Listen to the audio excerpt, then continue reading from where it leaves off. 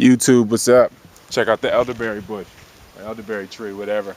And I got plenty of blackberries too for days. Can't wait till next summer. I just want to talk about farm animals and how they're all genetical.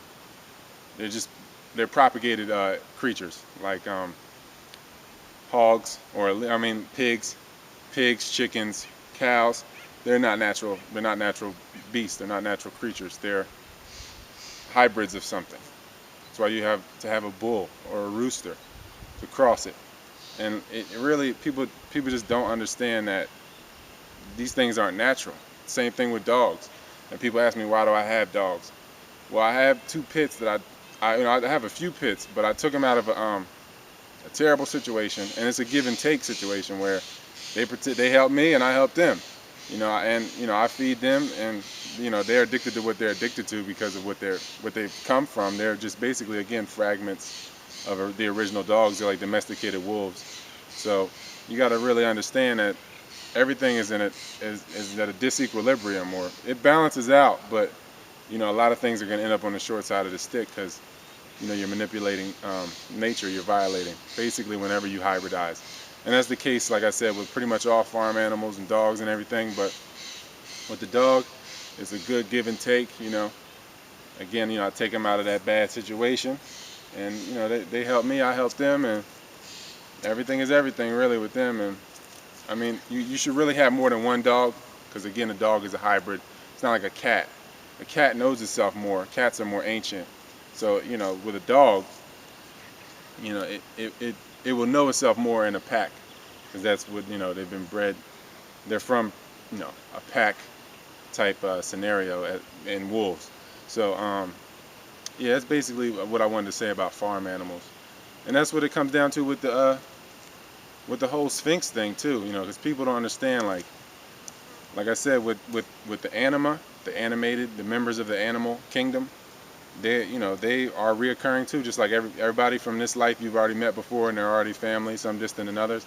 Same thing with the animals that you run into. So if I were to mistreat an animal, in another time, it would have the chance to mistreat me.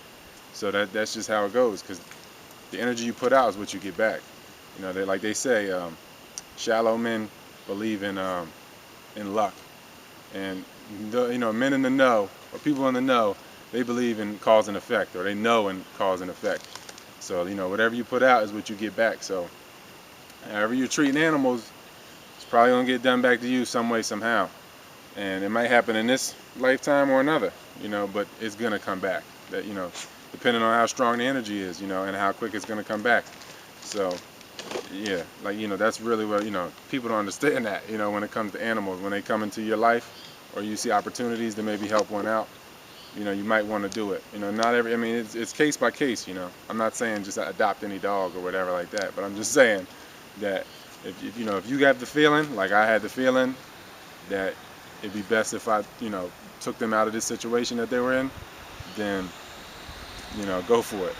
If you can handle it, because pits are like frickin', they're so needy. But anyway, like I was saying about the Sphynx, again, everybody has that anima, that dense, that core, that those feelings that they think they feel, those animal feelings like lust, hunger, and etc. So that's basically what the Sphynx was. It was basically like a huge dedication to that lesson, and it was like basically like, yeah, like don't get it confused, like that lower you, that root chakra you, that anima, that regenerative, that basically instinctual emotions or feelings that you might have. You can acknowledge them, but you need to understand them and make them work for you.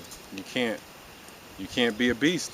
You gotta, at the end of it, you gotta be a godhead at the end of it. And that's basically what the Sphynx is.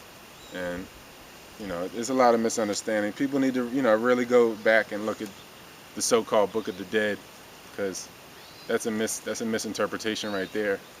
And that a lot of that explains a lot of what I'm saying, and how the pharaohs and all these people were reincarnating at will, just coming and going at will.